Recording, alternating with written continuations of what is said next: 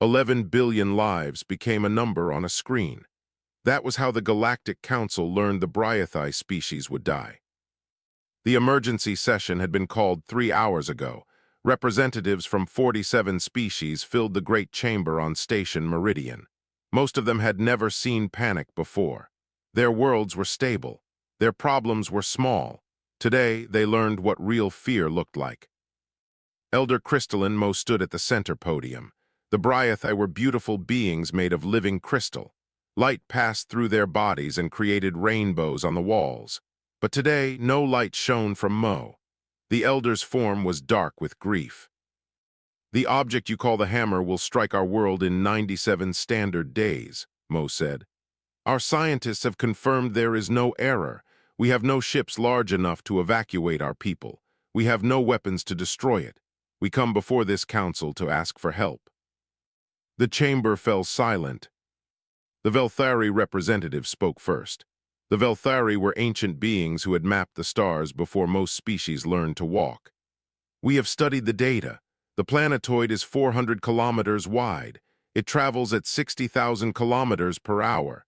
No known technology can stop it or change its path. We offer our deepest sorrow."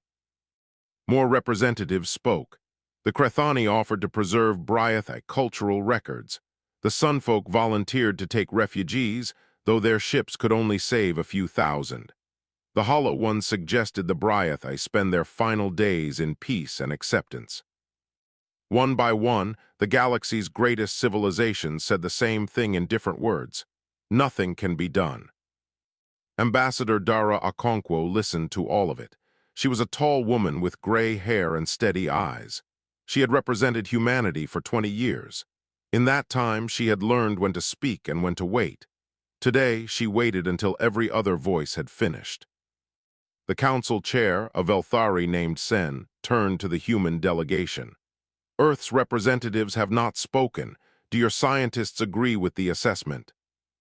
Dara stood slowly. The chamber watched her with curiosity. Humans were still newcomers to galactic society. They had only joined the council 50 years ago. Most species thought of them as clever but primitive, survivors from a brutal world who had somehow reached the stars. "Our scientists have reviewed the data," Dara said. Her voice was calm. "The planetoid is indeed 400 kilometers wide. It is indeed traveling at 60,000 kilometers per hour. It will indeed strike the Bryathai homeworld in 97 days. "Then you agree there is no solution?" Sen asked. Dara smiled. It was not a happy smile. It was the smile of someone who knew something others did not. "No," she said, "I did not say that." Whispers spread through the chamber. Sen raised a hand for silence. "What are you suggesting, Ambassador?" Dara looked around the room. She looked at the ancient Velthari and the peaceful Crethani and the gentle Bryathai. She looked at species who had never known true struggle.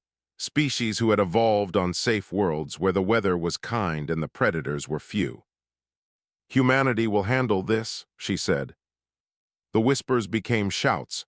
Representatives demanded clarification. Some laughed, others looked offended. "You cannot be serious," a Crethani delegate said. "The mathematics are clear. This is not a problem that can be solved." "I did not say we would solve it," Dara replied. "I said we would handle it. There is a difference." Elder Mo stepped forward. Crystal tears fell from the Bryathai's face and shattered on the floor like tiny bells. "Ambassador, please do not offer false hope. It is cruel." Dara walked toward the Elder. She moved through the crowd of alien delegates until she stood directly before Mo. Then she did something no human had ever done to a Bryathai. She reached out and took the Elder's crystalline hand in her own. "I am not offering hope," Dara said quietly. "I am offering certainty. Give us access to your space, keep your people and your ships out of our way, and in 97 days the hammer will not touch your world." "How?" Mo asked. "How can you promise this?" Dara squeezed the Elder's hand gently. "Because that is what humans do. We face the impossible and we break it. We have done this for 10,000 years on our own world. We will do it for yours." The council voted. They had no other choice. By a margin of 46-1, humanity was granted full authority over the crisis response. As delegates filed out of the chamber, Sorrel of the Crethani approached Dara. The Crethani were known for their wisdom and their acceptance of fate. They believed all things happened as they should. "You have promised the impossible," Sorrel said. "When you fail, the Bryeth will have spent their final days hoping. Instead of preparing, this is not kind." Dara looked at the alien with something like pity. "You do not know us," she said. "Your species evolved on a gentle world. Ours did not. On Earth, the ice tried to kill us. The heat tried to kill us. Disease and predators and earthquakes and floods tried to kill us. And every single time we looked death in the face and we said the same thing." "What did you say?" Dara's eyes were hard as stone. "Not today." She walked away to begin the work of saving 11 billion lives. Behind her, Sorrel watched and wondered if perhaps the universe had finally sent a species crazy enough to fight fate itself. The volunteers started arriving before the official call went out. Somehow, humans always knew when they were needed. General Amara Diallo stood in the Earth Command Center in Geneva and watched the numbers climb on her screen. Miners from Australia, construction workers from Brazil, engineers from Japan, demolition experts from South Africa, deep-sea welders from Norway. They came from every corner of Earth and every human colony in space. In 12 hours, 3 million people had volunteered for a mission that might kill them. Amara had fought in 2 wars and commanded humanity's largest fleet. She had seen courage before, but this was different. These were not soldiers. These were ordinary people with families and jobs and dreams. They were volunteering to fly into space and attack a rock the size of a small moon. Her assistant, Lieutenant Omar Reyes, handed her a data pad. "The first fleet is ready to launch, General. 47 heavy mining vessels, 200 support ships, and enough equipment to dig through a planet." "How soon?" 72 hours from the council vote. We can have boots on that rock in 8 days. Amara nodded. 72 hours. Other species took that long just to form a committee. The plan was simple in concept and insane in execution. They would not try to blow up the hammer. That was impossible. They would not try to push it aside. That was also impossible. Instead, they would land on it, drill into it, and hollow it out from the inside while using carefully placed explosions to shift its course bit by bit. It was the kind of plan that only worked if you had people willing to do the work. Dangerous, exhausting, brutal work in conditions that would kill most species in minutes. Humans had been doing that kind of work for their entire history. Dr. Felix Oduya, the mission's lead physicist, appeared on the main screen. He was a thin man with glasses and a nervous habit of tapping his fingers. But when he spoke about physics, his voice became steady and certain. "The planetoid has a nickel-iron core," he explained. "That is actually good news. Iron responds to explosives in predictable ways. If we can hollow out the outer shell and place nuclear charges at precise points, we can reshape its trajectory. The math works. The problem is the timeline." "Can it be done in 97 days?" Amara asked. 95 now, and yes, it can be done if nothing goes wrong." "Something always goes wrong." Felix smiled grimly. "Then we will fix it when it does." Chief Engineer Rosa Medina joined the call from the main construction vessel. She was a short woman with muscles earned from 30 years of building things in space. Her hands were rough, and her eyes were sharp. "My teams are ready," she said. "We have drilling equipment, explosives, prefab shelters, and enough supplies for 6 months. We also have something the alien observers will not expect." "What?" "Coffee, lots of coffee. My people work best when they are awake and angry at the universe." Amara allowed herself a small smile. "What about the Bryeth? Are they sending anyone?" "A few observers. They want to watch us fail, I think. There is also a Crethani named Sorrel who has been assigned to document the mission. The council wants a record of what happens." "A record of our failure, they mean." Rosa shrugged. "Then we will give them something better to write about." The fleet launched on schedule. 47 massive ships carrying thousands of workers and millions of tons of equipment. They crossed the void in formation, heading toward a mountain of rock that was racing to destroy a world. Sorrel watched from an observation deck on the command ship. The Crethani had seen many things in a long life, wars and plagues and the rise and fall of empires, but this was something new. This was a species that looked at extinction and responded with work schedules. "I do not understand your people," Sorrel said to Captain Yuki Tanaka, who commanded the fleet. Yuki was a small woman with calm eyes and a quiet voice. She had flown more combat missions than any other human pilot. Now she was leading the largest rescue operation in galactic history. "What do you not understand?" she asked. "You are sending workers, laborers, people who dig holes and pour concrete. The council sends scientists and diplomats to crises. You send people with hammers and drills." Yuki looked out at the stars. Somewhere ahead, the hammer was waiting. "That is because the council thinks problems are solved by talking about them," she said. "Humans know that problems are solved by working on them. Every building on Earth was built by people with hammers and drills. Every tunnel, every bridge, every dam. Our civilization was not created by people who sat in comfortable rooms and calculated odds. It was created by people who got their hands dirty.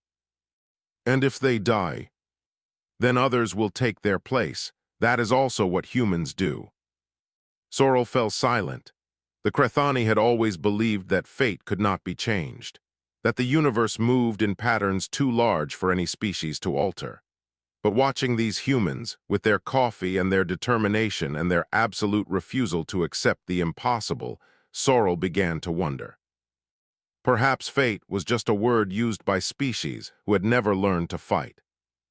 8 days later, the fleet reached the hammer. It hung in space like a dark god, 400 kilometers of rock and iron racing toward 11 billion lives. Captain Yuki Tanaka opened a channel to all ships.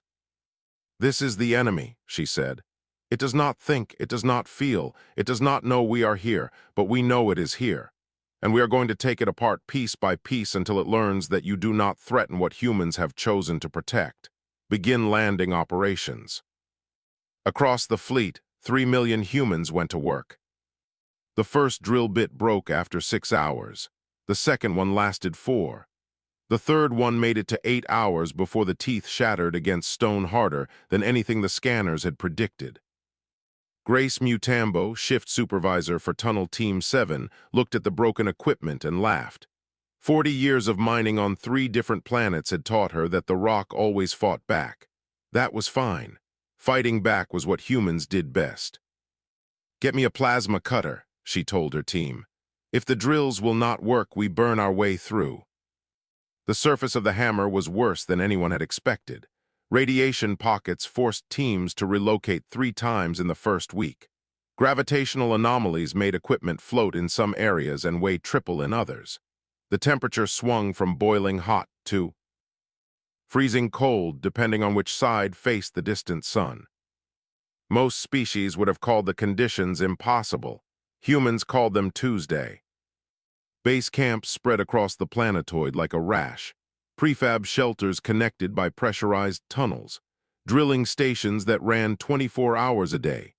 Landing pads where supply ships arrived every 6 hours with fresh equipment and fresh workers. Sorrel walked through Camp 14 on the 9th day, watching humans work. The Crethani had studied many species, but none like this. A group of workers sat in a shelter eating food from metal containers. They had been drilling for 16 hours. Their suits were covered in rock dust. Their faces showed exhaustion, and they were laughing. "What is funny?" Sorrel asked. A young man named David looked up. His eyes were red from lack of sleep. "Paulo here bet me 50 credits that he could drill faster than my team. He lost. Now he has to sing at the next shift change." "You make competitions from your work." "It keeps us going, makes the time pass faster." Sorrel did not understand. These people were doing the hardest labor imaginable in conditions that should have broken them, and they were treating it like a game. The drilling continued. Tunnels spread through the hammer like veins through a body. Teams worked in shifts, one group sleeping while another dug. The rock gave up its secrets slowly. Dr. Adeb Bankel, the mission geologist, mapped every layer and every weakness. The core is solid nickel iron, he reported to Chief Engineer Rosa Medina. About 60 kilometers in diameter. If we can fracture the outer shell and expose it, the nuclear charges will have something dense enough to push against. How much do we need to hollow out? At least 70% of the outer mass. We are at 12% after 9 days. Rosa did the math in her head. The timeline was brutal but possible, barely. Then on day 14, the planetoid killed for the first time. Tunnel Team 3 was drilling in Sector 7 when the ceiling collapsed. No warning, no time to run, 14 workers buried under 1,000,000 tons of rock. The news spread through the camps in minutes. Work stopped. Humans gathered at the entrance to Sector 7 and stared at the wall of rubble that had become a grave. Sorrel expected them to leave. Any rational species would recognize this as proof that the mission was too dangerous. The math of acceptable. Losses would demand retreat. Instead, something strange happened. The workers formed a line. They stood in silence as the names of the dead were read aloud. Then a woman named Grace Mutambo, the same supervisor whose drill had broken on day 1, stepped forward. These people came here knowing they might not go home, she said. They came anyway because 11 billion Bryathi needed them to come. Now they are gone, but the Bryathi still need us, so we continue. Not because we do not grieve, we continue because grief means nothing if we let their sacrifice be wasted. She turned back toward the tunnels. Shift change in 1 hour, everyone back to work. Sorrel watched the humans return to their stations. Some were crying, all were working. The Krethani finally began to understand something about this species that no data file had ever explained. Humans did not work in spite of death. They worked because of it. Every loss made them more determined. Every failure made them try harder. They were not ignoring the danger. They were accepting it and moving forward anyway. That night, Sorrel sent a report to the Galactic Council. I have observed something I cannot explain with logic. The humans lost 14 of their people today. In response, they held a ceremony that lasted 11 minutes. Then they returned to work. I asked one of them why they did not stop. She told me that stopping would mean the dead had died for nothing. I asked her if she was afraid of dying too. She said yes. Then she picked up her drill and walked back into the tunnel. These beings are not rational by any standard I understand. But I am beginning to think that rationality may be overrated. By day 20, the tunnels reached 30 kilometers deep. By day 30, they had hollowed out 28% of the planetoid. By day 40, the first nuclear charges were being placed. The Bryathi elder Mo requested permission to visit the work site. When the crystalline being walked through the camps and saw humans covered in dust and sweat and exhaustion, Mo wept crystal tears once again. "Why do you do this for us?" the elder asked Grace Mutambo. "We are strangers to you." Grace wiped rock dust from her face and smiled. "Everyone is a stranger until you help them," she said. "Then they are family."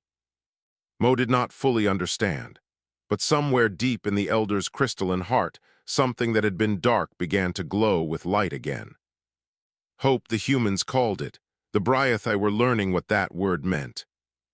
Day 58 began with silence. That was how everyone knew something had gone terribly wrong. The drilling had been constant since the mission started, a deep vibration that ran through every camp and every tunnel like a heartbeat. Workers slept to that sound. They ate to that sound. It had become the rhythm of their lives. When it stopped, Rosa Medina was already running toward the command center before the first alarm sounded. "Report," she demanded. Lieutenant Omar Reyes looked up from his console. His face was pale. The core shifted. We do not know why. It triggered seismic activity across the entire planetoid. We have collapses in sectors 4, 7, 12, and 19. How many people? Omar swallowed hard. 203 workers are unaccounted for. We believe most of them are trapped in the collapsed tunnels. Rosa closed her eyes for 1 second. 1 second to feel the weight of 200 lives pressing down on her. Then she opened them again. "Get me General Diallo." The connection took 30 seconds.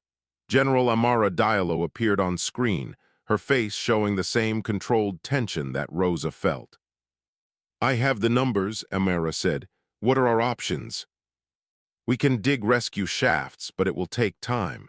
Days for some of the deeper tunnels. The problem is that rescue operations will slow down our main drilling.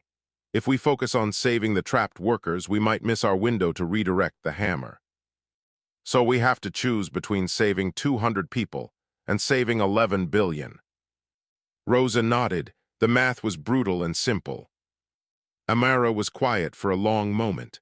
Then she spoke in a voice that left no room for argument. "Find another way. That is an order." "General, the physics do not allow for." "I did not ask about physics. I asked you to find another way. Humanity does not choose who lives and who dies based on numbers. We save everyone or we die trying. Now find me another way." The connection ended. Rosa stood alone in the command center, surrounded by screens showing disaster. 200 people trapped, 11 billion people waiting, and a general who refused to accept that both could not be saved. It was a Bryath who found the solution. Del was a crystalline engineer who had come to observe the mission. Unlike most Bryathi, Del had always been curious about physical matter, while other Bryathi saw rock as an obstacle, Del saw it as a puzzle. "Your scanners cannot see through the collapsed sections," Del said, approaching Rosa. "But I can." Rosa looked at the crystalline being. "What do you mean?" "Bryathi can phase through certain mineral compositions. I have studied the rock here. Many of the collapsed sections contain minerals that my body can pass through.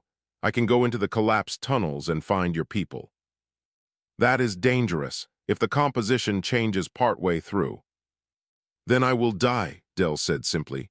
"But your people are dying right now. Every minute we talk, they are running out of air. Let me help." Rosa made the decision in seconds. "Do it." Del phased into the first collapsed tunnel like a ghost walking through a wall. The sensation was strange, being surrounded by solid rock while moving through it like water.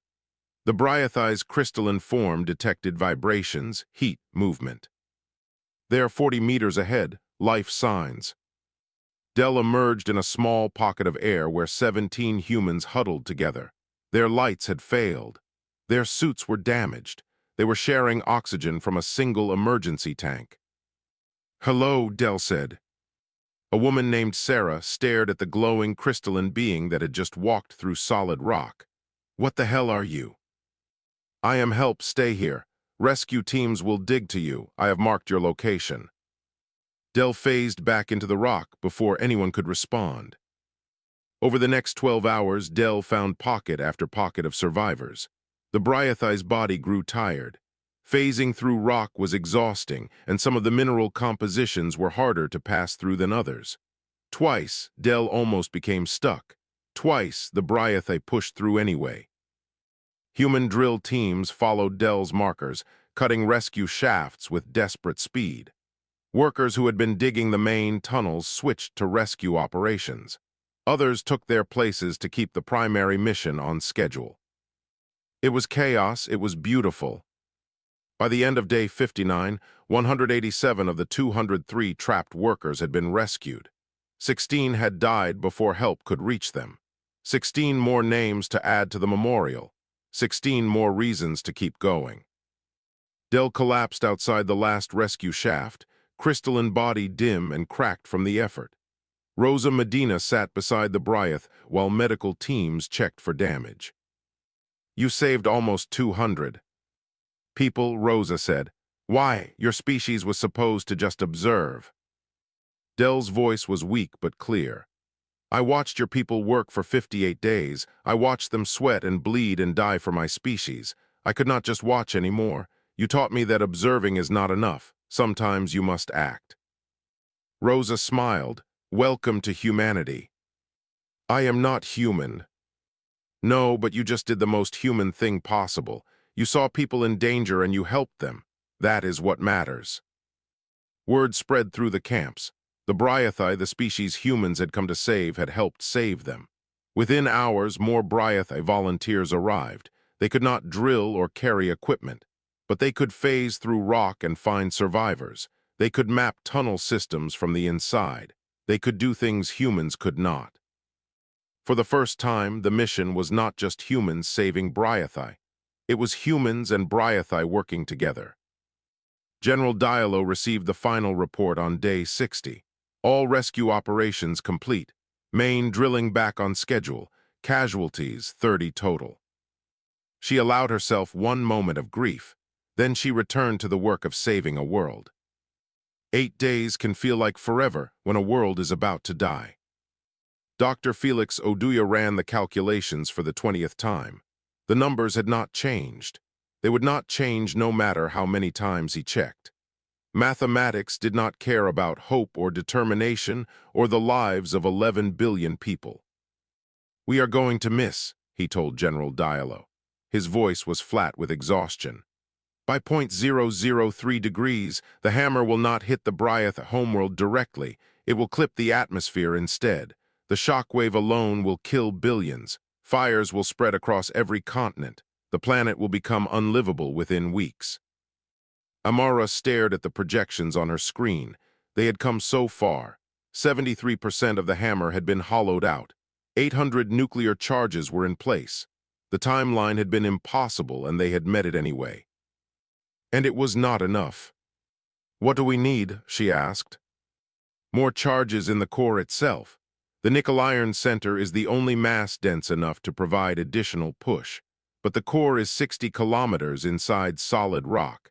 Our deepest tunnels only reach 42 kilometers. Dig deeper." "There is no time. We have 8 days until optimal detonation window. Drilling another 18 kilometers would." "Take 12. Dr. Adeb Bankel spoke up from across the room. The geologist had spent 2 months mapping every centimeter of the hammer. He knew its structure better than anyone alive. "There is another way," he said quietly. "We do not need to drill. There are natural fissures that reach the core. The radiation levels inside them are lethal, but a team could travel through them and plant charges manually." The room went silent. "How lethal?" Amora asked. "Exposure of more than 20 minutes would cause acute radiation syndrome. Death within hours to days, depending on the dose. Even with maximum protection, anyone who goes into the core will not survive long enough to leave." Captain Yuki Tanaka had been listening from the doorway. She stepped forward. "I will go. Captain, I have flown combat missions for 20 years. I have been shot at, blown up, and left for dead more times than I can count. If I am going to die, I would rather die doing something that matters than die in bed 50 years from now wondering if I could have helped." Before Amara could respond, others stepped forward. Grace Mutambo, David from Tunnel Team 7, a young engineer named Anna, an old miner named Joseph, 47 volunteers in the first minute. 47 people willing to die to save a species not their own. Amara felt something tighten in her chest. Pride and grief and love all mixed together in a way that made it hard to breathe. "We cannot send all of you," she said. "The fissures are narrow, teams of 3 maximum. We will rotate in shifts, 20 minutes exposure, then out. If we do this right, we can minimize casualties while completing the mission." "And if we cannot do it right?" Yuki asked. "Then we do it anyway." The core teams assembled within hours. Full radiation suits, emergency medical supplies, nuclear charges small enough to carry by hand. They gathered at the entrance to the deepest fissure and looked into darkness that would kill them. Yuki led the first team. She carried 2 charges. Behind her came Grace and Anna.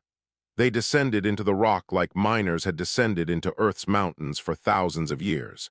The tradition of going into the dark and bringing back something valuable was older than human civilization itself. The radiation hit immediately. Even through the suits, they could feel it like heat on their skin. The Geiger counters screamed warnings that everyone ignored. 17. Minutes later, the first charges were planted. Team 2 went in as Team 1 came out, then Team 3, then Team 4. The rotation continued for 6 days. Some teams came out walking, others had to be carried. The medical bay filled with workers showing the first signs of radiation sickness. They smiled when doctors told them the charges were in place. 5 people died in the core. Their names were recorded alongside the others who had fallen. 35 total now. 35 lives spent to save 11 billion. On day 94, the final charge was planted. A woman named Lily carried it into the deepest part of the core, further than anyone had gone before. She emerged 40 minutes later, already dying, and gave a thumbs up before collapsing. Ambassador Dara Okonkwo broadcast to the entire galaxy. This is Earth Ambassador Dara Okonkwo. Operation Hammer Break is complete. 847 nuclear charges have been placed throughout the planetoid designated the Hammer. Detonation will occur in 6 hours at the optimal trajectory adjustment point. All vessels are advised to maintain safe distance. The Bryathai homeworld will not be touched. On Station Meridian, 47 species watched the broadcast in stunned silence. On the Bryathai homeworld, 11 billion crystalline beings looked up at their sky. They had spent 94 days waiting to die. Now they waited to live. Elder Mo stood in the Grand Assembly, surrounded by millions of Bryath who had gathered to witness whatever came next. The humans told us they would handle it, Mo said. We did not believe them. We thought it was arrogance or madness, but it was neither. It was simply what they do. They see the impossible and they make it possible. They see strangers and they make them family. They see death and they say not today. The Elder's crystalline form glowed bright, with an emotion the Bryath had almost forgotten. Hope. In 6 hours we will know if they succeeded, but whatever happens we must never forget what they tried to do. They gave everything for us. Strangers gave everything for strangers. That is something worth remembering forever. Across the galaxy, everyone waited. The countdown reached 0, and the universe held its breath. 847 nuclear charges fired in a sequence that lasted exactly 4.7 seconds. Each explosion was precisely calculated, precisely placed, precisely timed.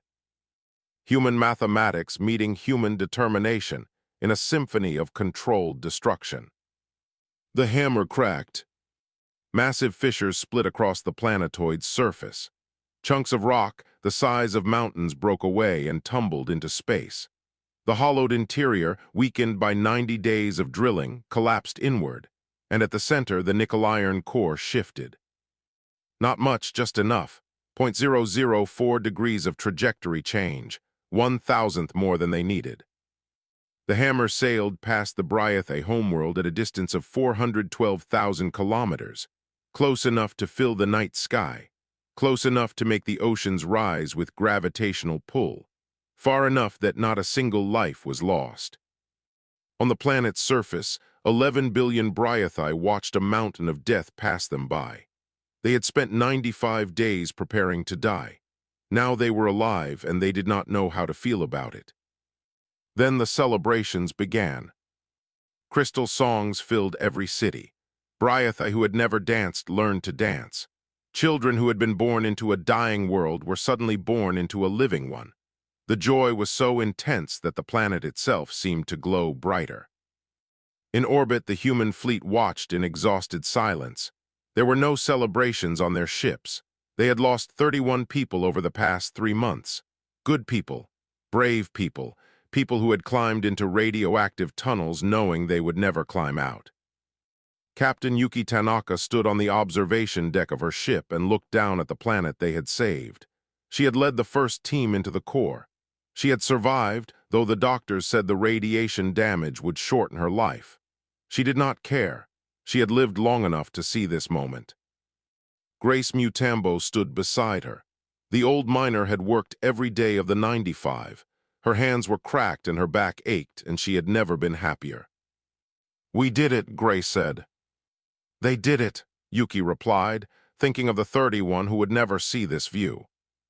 2 weeks later, a memorial service was held on Station Meridian. Representatives from all 47 species attended. The names of the fallen were read aloud in a ceremony that lasted 3 hours. Each name was followed by a moment of silence. Each silence was filled with gratitude. Sorrel of the Crethani delivered a report to the council. But this time, it was not an observation. It was a recommendation. I have spent 95 days watching humans do the impossible, Sorrel said. I watched them drill through rock that should have broken their machines. I watched them rescue their trapped workers when calculations said it could not be done. I watched them walk into radiation that killed them because the mission demanded it. I do not understand these beings. They are not rational. They do not calculate probability. They calculate necessity, and then they make the necessary happen. Sorrel paused, looking around the chamber at species who had watched from safety while humans died. My recommendation is simple. When crisis comes, when the impossible looms, when all your calculations point to doom, step aside. Let the humans handle it. They will complain. They will bleed. They will die. And they will succeed anyway because that is what humans do. Ambassador Dara Okonkwo addressed the council last. She stood where she had stood 95 days ago when she had promised to save 11 billion lives. She had kept that promise. Now she had something else to say. We did not do this because we are stronger than you, she said. We are not. The Velthari have technology far beyond ours. The Crethani have wisdom we cannot match. The Sunfolk have lifespans that make our years look like seconds, but none of you could have done what we did. Not because you lack the ability, because you lack the will. She looked around the chamber, meeting the eyes of delegates who had offered condolences instead of help. Humans evolved on a world that tried to kill us every day. Ice ages, diseases, predators, natural disasters. We survived because we learned one simple truth. Giving up is not an option. It is never an option. No matter how bad things get, no matter how impossible the odds, you fight, you work, you try, and sometimes you succeed. She smiled, the same knowing smile she had worn 95 days ago. The galaxy is full of ancient, wise, powerful species. But when the impossible needs to be done, you call humans. Remember that. The Council voted unanimously to establish the Galactic Emergency Response Corps. Its headquarters would be on Earth. Its leadership would be human. Other species would contribute resources and personnel, but everyone understood who would be in charge when disaster struck. 1 year later, a distress signal reached Station Meridian. A species on the edge of known space faced an extinction event. Plague was spreading faster than their medicine could stop it. The council convened to discuss response options. Before anyone could speak, the human delegation was already standing. Ambassador Dara Okonkwo smiled. We will handle it. This time, no one stepped aside. 46 species stood with her. Doctors and scientists and workers from every corner of the galaxy volunteered to join the human response teams. They had learned something from watching humans save the Bryatha, something beyond engineering and mathematics. They had learned that the impossible was just another word for something that had not been done yet. And they had learned that when humans said they would handle it, the only sensible response was to grab a shovel and help. The galaxy had changed. The humans had changed it. And somewhere on the Bryatha homeworld, 11 billion crystalline beings sang songs of gratitude to the strange, stubborn, beautiful species who had refused to let them die.